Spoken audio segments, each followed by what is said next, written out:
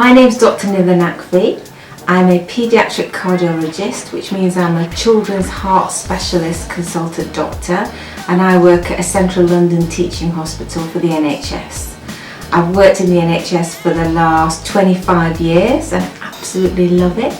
I know I've got the very best job and I'm going to try and persuade all of you to think of it. My job is very hands-on. I look after approximately 1,200 children, so I look after babies often from the day they're born. Sometimes they're diagnosed with a heart problem when they're in their mummy's tummy. Sometimes they present in shock on the first day or two of life and get rushed in an ambulance to a hospital over a large area, and because my job is very specialist, children from 23 different hospitals would then come and see me and my team. So my job involves looking after children from the day they're born until they're 16 years old, and it's usually when people go into sixth form or when they start working that they leave paediatric care. So I look after children when they're very sick, when they're in the hospital. I also get to go to the operating theatre. I look after them when they're better and they need monitoring, and I'm seeing them in the outpatient clinic. I look after them in my hospital, and one of the things that's so interesting about my job is I get to go to different places as well. So I cover 23 different hospitals. So that's one of the reasons I say my job's never boring, because I get to go to the operating theatre, I go to the intensive care, I go to the clinic, I go to different hospitals. One of the good things about doing a specialist subject in medicine is that you often get to travel a lot, and I get to go to really interesting places, to conferences all over the world. Sometimes I'm presenting my research, sometimes I'm just learning from other people. When you're applying for medical school, and also when you're applying for jobs, it's taken as a given that you're reasonably clever and that you've got good grades, because you wouldn't be there otherwise. So don't focus so much on that as the sole thing, because they will expect that anyway. As I said, you don't have to be the cleverest person in your school by any means, but you're usually going to be in the top tier-ish. But you don't have to be in the top set for maths or anything. Don't let that put you off. Lots of doctors were not in the top set. The things they're looking for, obviously they look for voluntary service and some kind of work experience in the hospital or GP type environment, but they're also looking for other things that make you a more interesting person, and that's important to come out in your personal statement. So anything that you've done that's outside medicine, so anything sporty or any groups that you're in, if you've entered any competitions, even if you haven't won, if you've entered different competitions, anything to show that you're more interesting and that you're not just a bookworm. And if you are a bookworm, just quickly get some interest. If you're thinking about doing medicine, then unfortunately, as I said, the hardest thing is getting in. So prior to your A-levels, there's two types of exams you are likely to need to do. So nearly all the medical schools ask you to do an exam called a HICAMO. That's required by all the medical schools in the country apart from Oxford, Cambridge, Leeds, UCL and Imperial, and they do a separate exam. They have their own one called the BMAT. So the HICAMO is a computerized test, and you do it at a driving test type place, and it's usually done in the summer of year 12, and it consists of verbal reasoning, situational judgment, decision making and quantitative reasoning. If you're going to one of the other medical schools, or to try and broaden your chance of getting in, you also would probably want to be considering doing the BMAT as well. So the BMAT is done in the October half term, or you can actually do it in September, so that then you've got your results by the time you're applying to medical school. The BMAT consists of 3 parts. The first part is a clinical aptitude test, which is a bit like an intelligence test. It consists of maths-based reasoning and verbal reasoning under time pressure. The second part is a scientific aptitude test, and at the moment that has usually 27 questions, which are biology, physics or chemistry, but bearing in mind you are studying these anyway for your A-levels. The third part is an essay, and they'll give you 3 essay titles which you haven't seen before, and you get to choose one. And an example would be "Aging is a disease process, discuss." There are ways to prepare for this, and everybody does prepare for them for sure. So you can get a subscription online to Medify, Medify. You can also see videos on YouTube. There's books you can buy. There's questions online. There also might be some school-based workshops you can go to prepare for the exam. So the UK CAT score is usually somewhere between 400 and 800, and the BMAT score is scored between 1 and 9. The actual score you're going to need to get in depends on how well the people in the year you're doing score. So it varies every year. And then after that you're going to go and do your A-levels, and most people are asking for 3 A's. Some people ask for 1 or 2 A stars as well. So just push yourself as much as you can. Even if you're not sure, just have a go. So I went straight in after my A-levels. I did biology, physics, chemistry, and I applied to a variety of medical schools around the UK. I chose ones with higher grades, and I had places with backup, and the interview process wasn't as scary as people think. They may have also do interviews occasionally as well, and it's mainly they're just checking that you are somebody who's got reasonable social skills and are friendly. They're also looking for some kind of work experience, and they're usually looking to see that you've done some kind of voluntary work. So it's just a tick box exercise.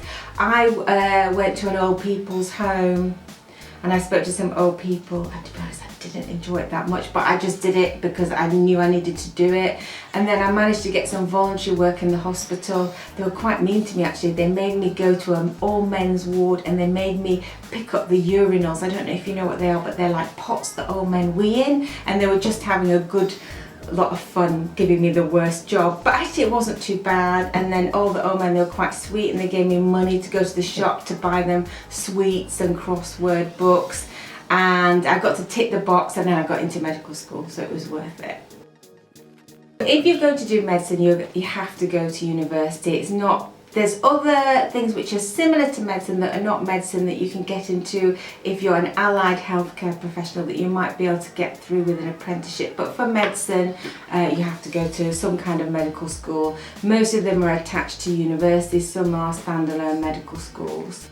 Medical school takes most people 5 years. Some people take an extra year because they do an intercalated BSc as well. Then they have another degree as well, and they often do that to give them the edge if they want to go to into one of the more competitive specialities, which are some of the hospital medicine things are very competitive because people like to do them. When you're applying for medical school, and also when you're applying for jobs, it's taken as a given that you're reasonably clever and that you've got good grades, because you wouldn't be there otherwise. So don't focus so much on that as the sole thing, because they will expect that anyway.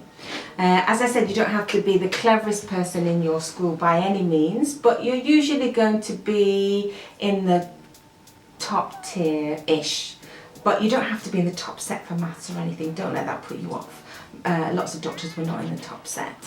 Then the things they're looking for, obviously they look for voluntary service and some kind of work experience in the hospital or GP type environment, but they're also looking for other things that make you a more interesting person, and that's important to come out in your personal statement. So anything that you've done that's outside medicine, so anything sporty or any groups that you're in, if you've entered any competitions, even if you haven't won, if you've entered different competitions, anything to show that you're more interesting and that you're not just a bookworm. And if you are a bookworm, just quickly get some interest. Most junior doctors start on a salary in 2019 of around 23,500, which I have to say is not that much for the amount you've studied, and you're older and you have debt, and we're aware of that, but gradually it increases. And being a junior doctor, it can last a variable amount of time depending on what you do. If you become a GP, you're not a junior doctor for that long, but if you do something very specialist like I did, you might be a junior doctor when you're 40 years old and you're still a junior doctor. So the junior doctor salary goes up to 65,000, and then most GPs are earning an average of around 103,000, although some of them can supplement their income a lot more, depending on how they're running their surgery. Hospital consultants are earning between 74,000 and about 104,000 on the NHS, and then they may do private work as well, or there's other bonuses that can get over as the years pass by. Certainly, if you're going to do medicine, as I've mentioned before, money is important, and you will have enough money and you will have a good life, but you won't be loaded like a banker. And if money is your driver, then maybe that's something you should think of, because certainly I think that if you're doing medicine, it means you are clever and you could really do anything. And there are other jobs that you would earn more money in if you were, say, a banker or if you were a lawyer. But I can tell you, I know lots of bankers and lawyers, and none of them love their job like doctors. Ours is much more interesting, and you're doing a service to humanity. You're going to have a legacy that you're going to be really proud of when you're on your deathbed, and these are things to think about as well. I know it's hard when you're only a teenager to think of that long ahead, but when you're thinking of your job, try and think about what you're going to be doing in the long term. I think lots of people make the mistake that they look at junior doctors who are very young and how they're having a harder time, how they're still doing exams after they qualify, and they think, oh, maybe that's not what I want to do. But what you have to remember is you're not a junior doctor for your whole career, but you will be a GP or a consultant if you become a doctor for decades, and that's what you need to be thinking of. It's the long-term goal, and the light at the end of the tunnel is fantastic. My parents are both doctors, and that hasn't put me off. My husband's a doctor. My whole family have got about 150 years service to the NHS, and the reason we're all doing it is because it's just such a fantastic organisation to work for. When you see the newspapers and TV and social media, it's always the negative stories that tend to come, but actually working in it is just brilliant. You get to work with all the best people, because all the nicest, kindest, most fun people tend to work in some organisations like the NHS, and every day is interesting. It's never ever boring. That's one thing I can tell you about my job. It's never boring. Everything about my job. The one thing that I really hated, which I haven't been asked, is I hate studying. I hate doing exams. I get really stressed. So if you're that kind of person, don't let it put you off, because that's just a brief time and you can still get through it. So the things that I enjoy in my job, I enjoy the fact that there's lots of variety. I enjoy the fact that I'm never in the same place, that I go to the operating theatre, that I go to the clinic. I enjoy the fact that in my job I do a lot of skills with my hands, so it's not just a thinking job.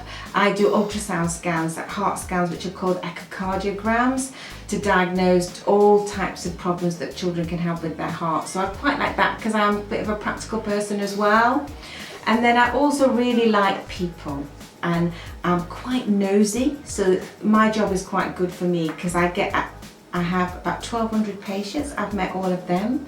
For years I follow them, and I get to see them growing up, and then I also know their mums and their dads and their grandmas and their grandpas, and they've all got really interesting lives. So it's almost like you're kind of involved in watching a really interesting drama on TV, but of loads of different families going on all the time. And I don't know if any of you watch that program Casualty, or you watch the American medical programs. What I'd say is medicine is like 30 times better than that and more interesting than that.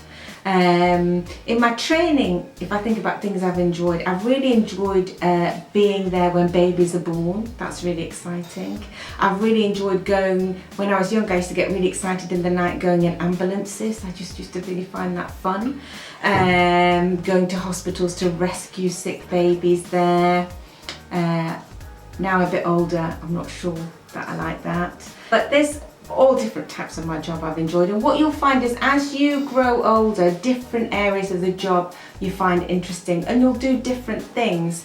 I've done about 18 different jobs, so I've worked in so many different places, and that's interesting as well. I've worked in Birmingham Children's Hospital, I worked at Great Ormond Street Children's Hospital, I've worked all around London, I've worked on the coast as well, so you get to work in different places as well. But if you don't want to and you don't want to travel and you're more like a home person, that's okay, because you can get a rotation in a smaller area and you don't have to keep travelling around.